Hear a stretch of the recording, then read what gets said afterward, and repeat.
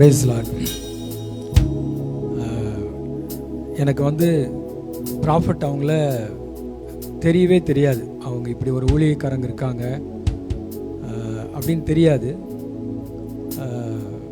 கொஞ்ச நாளைக்கு முன்னாடி, அதாவது போன மந்தில் ஒரு ஃபேஸ்புக்கில் நான் ஒரு அந்த ஷார்ட்ஸ் வந்துட்டு இருந்தப்போ ப்ராஃபட் அவங்க சொன்னாங்க, இந்த மாதிரி பிரேக் த்ரூ ஒரு திருப்பு முனை ஒரு மீட்டிங் இருக்குது, அட்டன் பண்ணுங்கன்னு சொன்னாங்க.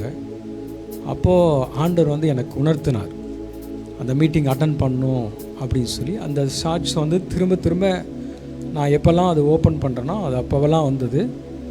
அப்போ அது ஆண்டவர் உணர்த்தி கொண்டே இருந்தார். அப்போ அதனால தான் அந்த அன்னைக்கு அந்த மீட்டிங்க்காக நான் ரெஜிஸ்டர் பண்ணேன். அப்போ எனக்கு அந்த லிங்க் மீடியா டீம்லேருந்து அனுப்பிச்சி விட்டாங்க. அப்புறம் அதை ரிசீவ் பண்ணிட்டேன். ஆனால் ஈவினிங் அதை மறந்துட்டேன். ஒரு ஊழிய காரியமாக போயிட்டு ஒரு பிலிவருக்காக ஜெபம் பண்ணிவிட்டு அதை மறந்துட்டேன். அப்புறம் ஆனால் சரியான டைமில் வீட்டுக்கு வந்தோடனே எனக்கு கர்த்தர் ஞாபகப்படுத்தினார். உடனே லிங்க்குள்ளே வந்துட்டேன். ஆனால் அன்றைக்கி நடந்தது எல்லாமே ஒரு பெரிய ஆச்சரியமாக இருந்தது. கிட்டத்தட்ட என்னுடைய 24 வருஷ ஊழியத்தில் யாருமே இப்படி என்னை கூப்பிட்டு ஒரு தனிப்பட்ட முறையில் இப்படி ஒரு ப்ராஃபஸி பண்ணவே இல்லை. முதல் முறையாக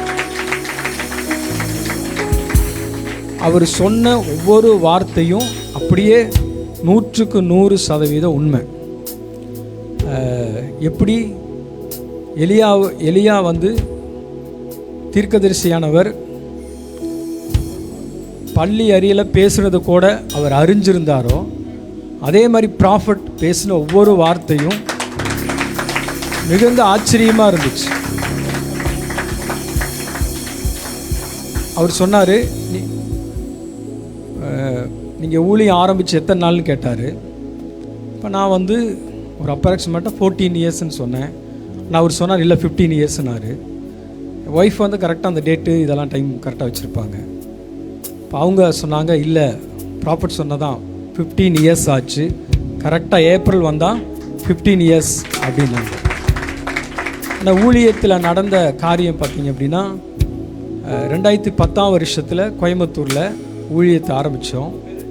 என் பேர் பாஸ்டர் குணா, கோயம்புத்தூர். அப்போ ஊழியத்தை ஆரம்பிக்கும்போது பார்த்திங்கன்னா கொஞ்ச நாளில் அது வளர ஆரம்பிச்சது.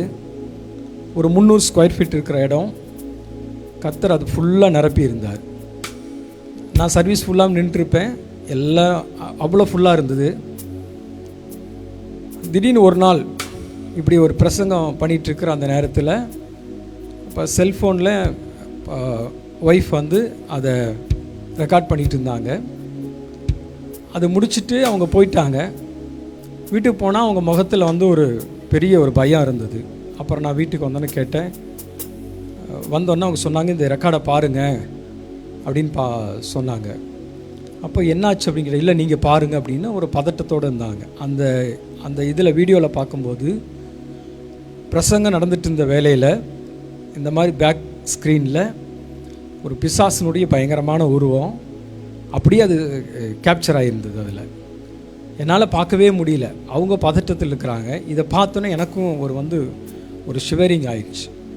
அப்போ இதென்ன இப்படி ஒரு மோசமான காரியம்னு சொல்லி அந்த சம்பவத்துக்கு அப்புறம் அப்படியே ஊழியமே உடஞ்சிருச்சு. காரணமே இல்லாமல் விசுவாசிகள் எல்லாமே பார்த்திங்கன்னா குடும்பமாக அப்படியே ஒரு டீமாக அப்படியே காரணமே இல்லாமல் பிரிஞ்சு போயிட்டாங்க. கடைசியில் பார்த்திங்கன்னா ஒன்றுமில்லாத சூழ்நிலைக்கு நாங்கள் தள்ளப்பட்டோம். வாடகை கட்டத்தில் வெறுமனே வாடகை கொடுத்துட்டு வாடகை கூட கொடுக்க முடியாத ஒரு கஷ்டத்தில் ரொம்ப சிரமப்பட்டு ஒன்றுமில்லாத ஒரு நிலைமையில் வந்தோம். அப்போது எனக்குள்ள ஆண்டவர் உணர்த்தின சமீபமாக அந்த போராட்டம் அதிகமாக பொருளாதாரத்தை நெருக்கடியாச்சு. ஆண்டவர் நீங்கள் சொல்லி தானே வந்தோம், இப்படிமா பலவிதமான கேள்விகள். அப்போ தான் நாங்கள் 3 நாள் உபவாசத்தில் ஒரு ப்ரேயரில் இருக்கணும்னு சொல்லி தீர்மானம் பண்ணும்படி ஆண்டவர் எனக்கு உணர்த்தி கொண்டு இருந்தார். அப்போ நான் ஒய்ஃப்கிட்ட ஷேர் பண்ணுறேன்.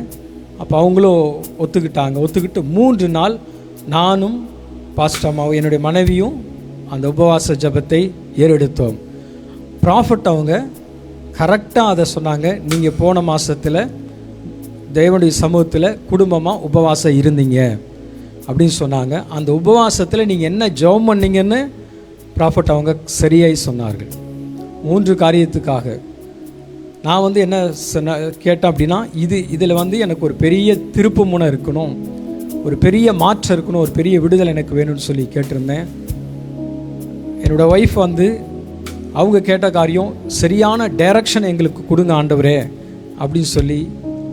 அடுத்தது ஒரு பிரேக் த்ரூ வரணும், ஒரு பெரிய மாற்றம் இருக்கணும் ஊழியத்தில் அப்படின்னு சொல்லி இந்த 3 காரியத்தையும் ப்ராஃபட் அவங்க சரியாய் அவர்கள் சொன்னார்கள். அதே மாதிரி நான் தான் அந்த ஜூமில் பார்த்துட்டு இருந்தேன். எனக்கு அப்போ என்ன பேசுகிறதுனே தெரியல. இந்த மாதிரி என் வாழ்க்கையில் நடந்ததே இல்லை.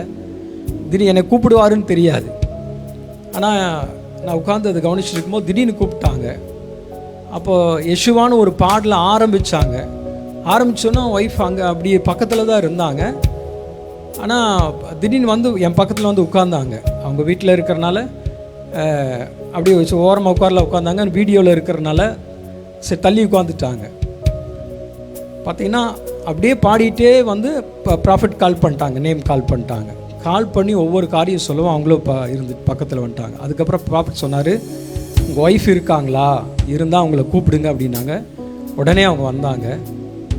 சொன்னாங்க அவங்களுக்கு ஒரு பிரச்சனை இருக்குது அப்படின்னு சொல்லி.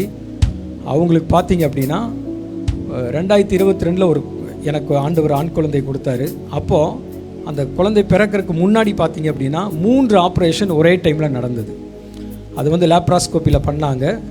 கர்ப்பப்பையில் பிரச்சனை, அப்பண்டிக்ஸ் பிரச்சனை, அந்த டியூப்பில் ஒரு சின்ன ஒரு ஃபைப்ராய்டு மாதிரி இருந்தது அப்படின்னு சொல்லி. அப்போ அதுக்கெல்லாம் சேர்ந்து தான் அந்த ஆப்ரேஷன் பண்ணாங்க. அதுக்கப்புறம் பையன் பிறந்தான். டாக்டர் சொன்னாங்க இதுக்கு மேலே பிரச்சனையே இருக்காதுன்னாங்க. ஆனால் பார்த்தீங்க அப்படின்னா இப்போ அந்த ஒன் இயர் முடிஞ்சு இந்த செகண்ட் இயர் ஆரம்பிக்கும் போது அவங்களுக்கு மறுபடியும் அந்த பிரச்சனை ஸ்டார்ட் ஆச்சு. அது அந்த டைமில் அவங்களுக்கு பயங்கரமான வலி, வேதனை. அப்புறம் சரியாயிரும்ட்டே இருந்தாங்க. அந்த டைமில் அவங்களால முடியல. அதுக்கப்புறம் மறுபடியும் டாக்டர்கிட்ட போகும்போது அவங்க டேப்லெட்ஸ் தான் எழுதி கொடுத்தாங்க. ஆனால் ப்ராஃபிட் அவங்க அந்த அன்னைக்கு சொன்னாங்க லெஃப்ட் சைடில் பிரச்சனை இருக்குது அப்படின்னு சொன்னாங்க. அப்புறம் ஒய்ஃப் அப்போ தான் சொன்னாங்க, ஆமாம் லெஃப்ட் சைடில் தான் அதை ஆப்ரேட் பண்ணாங்க அப்படின்னு சொல்லி அது சொன்னாங்க. அது பெரிய ஆச்சரியமாக இருந்தது.